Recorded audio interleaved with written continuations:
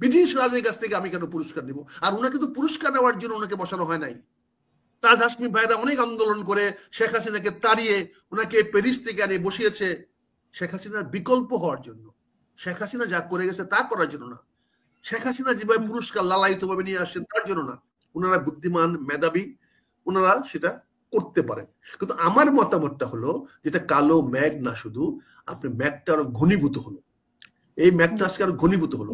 হ্যাঁ, আমরা যদি দেখতাম যে তারেক রহমান সাহেব এবং ইউনূস সাহেব আস্তে আস্তে ঘর থেকে বেরিয়ে আসছেন, দুজনে এখানে হাত মিলায় বিদায় নিচ্ছেন, তাহলে বুঝতাম সামথিং গুড হ্যাজ হ্যাপেন।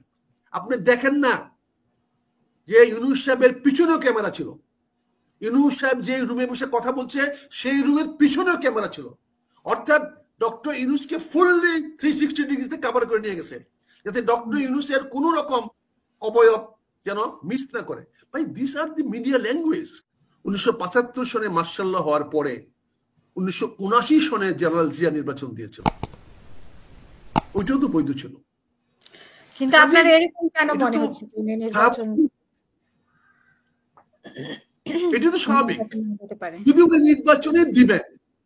নির্বাচনে দিবেন, আমি তো পরশুদিনও আপনাকে বলেছি এটা একটা ধাপ্পাবাজি দেওয়ার জন্য। আমি তো নির্বাচন আগে 2 দিন আগে আপনাকে বলেছি যে ধাপ্পাবাজির জন্য উনি গিয়েছেন।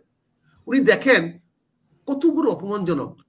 উনি রাজার সঙ্গে দেখা করতে গেছেন, রাজা ওনাকে 1 কাপ চা খাওয়ায় নাই, এটা চেয়ারে বসতে দেন নাই। রাজা ওনাকে একটা পুরস্কারটা রাজা হাতে তুলে দেন নাই। রাজার সঙ্গে দাঁড়াইয়া করিডোরে উনি হাত মিলাইছেন। এবং যে ছবিগুলো আমরা দেখতে পাচ্ছি, সেখানে দেখছি উনি একটা ছবি নিয়ে স্কুলের বাচ্চাদের মতো খাতা নিয়ে দাঁড়ায় আছে, আর রাজা ওনার সঙ্গে কথা বলতেছেন। এত নত জানু প্রধানমন্ত্রী বা প্রধান উপদেষ্টা আমরা বাংলার ইতিহাসে দেখি নাই। রাজত্ব আমলে, ব্রিটিশ রাজের আমলেও ওনার অ্যাওয়ার্ডটাকে তো আপনার সম্মান করতে হবে, যে অ্যাওয়ার্ডটা তো উনি পেয়েছেন। ওটাকে ঘৃণা করি আমি, সম্মান ঘৃণা করি। এইভাবেই তো তোষামোদি করে আমাদেরকে মাথাটা কিনেছে আগেও। ইস্ট ইন্ডিয়া কোম্পানি স্যার উপাধি দিয়ে আমাদের মাথা কিনেছে আগেও ইংরেজরা। ঘৃণা করি আমি তীব্র নিন্দা জানাচ্ছি উনাকে পুরস্কার এটা সম্মান ব্রিটিশ রাজনীতি সম্মান বাংলাদেশের জন্য জানা না। যারা 200 বছর আমাকে শোষণ করেছে, যারা আমার রক্ত খেয়েছে 200 বছর, তার পুরস্কার আমার জন্য অসম্মানজনক, আমার জাতির জন্য অবশ্যজনক। যারা স্বাধীনতার যুদ্ধ করেছে 200 বছর যারা লড়েছে, তাদের প্রতি অপমাননা। ব্রিটিশ রাজের কাছ থেকে আমি কেন পুরস্কার নিব? আর ওনাকে তো পুরস্কার নেওয়ার জন্য ওনাকে বসানো হয় নাই। তাজ হাসমি ভাইরা অনেক আন্দোলন করে শেখ হাসিনাকে তাড়িয়ে ওনাকে প্যারিস থেকে আনে বসিয়েছে শেখ হাসিনার বিকল্প হওয়ার জন্য। শেখ হাসিনা যা করে গেছে তা করার জন্য না। শেখ হাসিনা যেভাবে পুরস্কার লালায়িত ভাবে নিয়ে আসছেন তার জন্য না।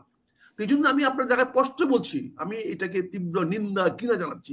ওনার তো পুরস্কার দেওয়ার কথা না। উনি 4 দিন গিয়ে ওখানে আরাম আয়েশ করার কথা না। 4 দিনে বাংলাদেশে অনেক কাজ ছিল, অনেক কাজ করতে পারতেন।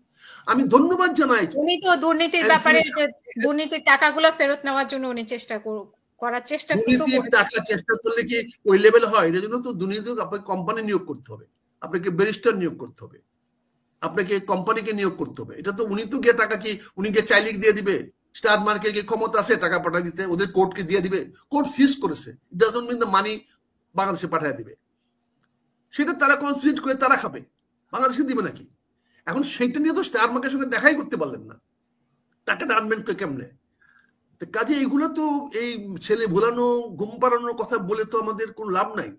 কিন্তু আপনি আমাদেরকে যেভাবে করলেন, যে কালো মেঘ আজকে দেখা দিয়েছে, এখন দেখেন আপনি কি করলেন। আমি বলেছি যে রাজনীতি বিশ্লেষকরা মনে করছেন যে, এবং রাজনীতিবিদরাও মনে করছেন অনেকেই, এখন সবার সাথে তো সবার মতামত এক হবে না। আমি আমার কথা বলিনি, আমি বলছি যে রাজনীতিবিদরা এবং রাজনীতিক বিশ্লেষকরা মনে করেছেন যে কালো মেঘ কেটে গেছে। আমি বিনীতভাবে বিনয়ের সঙ্গে ওই সকল বিজ্ঞ রাজনীতিবিদদের সঙ্গে অত্যন্ত বিনয়ের সঙ্গে দীপন করছি। আমার এত জ্ঞান বুদ্ধি মেধা নাই, এত রাজনীতির প্রাজ্ঞতা নাই, তাই আমি অনেক কিছু বুঝি না। অনেক বুঝার ক্ষমতা আমাকে হয়তো আল্লাহ দেয় নাই। ওনারা বুদ্ধিমান, মেধাবী, ওনারা সেটা করতে পারেন। কিন্তু আমার মতামতটা হলো, যেটা কালো মেঘ না, শুধু আপনি মেঘটা আরো ঘনীভূত হলো। এই মেঘটা আজকে আরো ঘনীভূত হলো।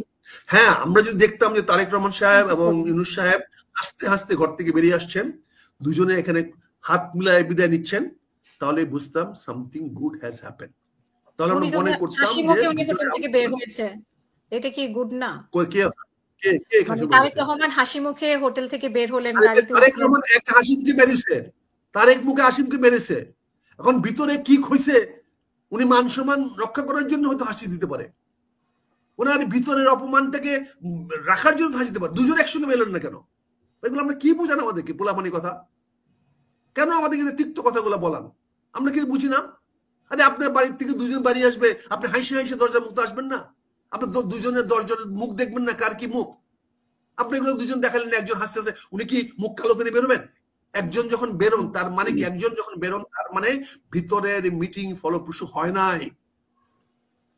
যখন একজন বেরোন, একজনকে দেখানো হয়, টার্গেট ছিল তারেক রহমান, সারা এই প্রেসের, সারা মিডিয়ার এবং ইউনূস সরকার সমস্ত মিডিয়াকে সেভাবে তৈরি করে নিয়েছে। আপনি দেখেন না যে ইউনূস সাহেবের পিছনেও ক্যামেরা ছিল, ইউনূস সাহেব যে রুমে বসে কথা বলছে সেই রুমের পিছনেও ক্যামেরা ছিল। অর্থাৎ ডক্টর ইউনূসকে ফুললি 360 ডিগ্রিতে কভার করে নিয়ে গেছে, যাতে ডক্টর ইউনূসের কোন রকম অবয়ব যেন মিস না করে। ভাই, this are the media language, আপনি এগুলো তো বুঝতে হবে, এগুলো না বুঝে কথা বলতে হবে না। এখন দুজন একসঙ্গে কেন বেরোলেন না? উনি দুজন যদি উনার আগের রিসেপশন ক্যামেরা যদি দেখাইতে পারে, তাহলে ডিপার্চার ক্যামেরা কেন দেখাইলেন না?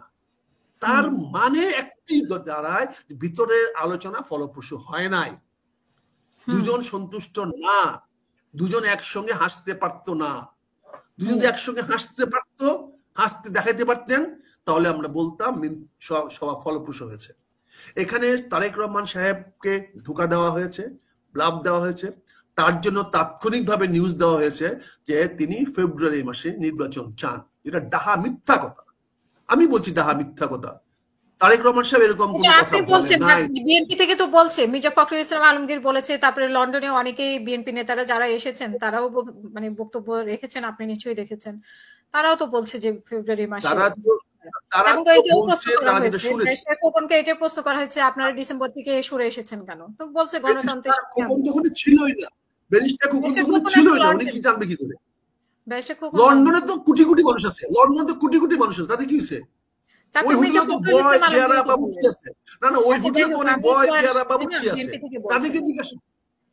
আর ফখরুল আলমগীর কি ছিল ওখানে? আমি বলছি তারেক রহমান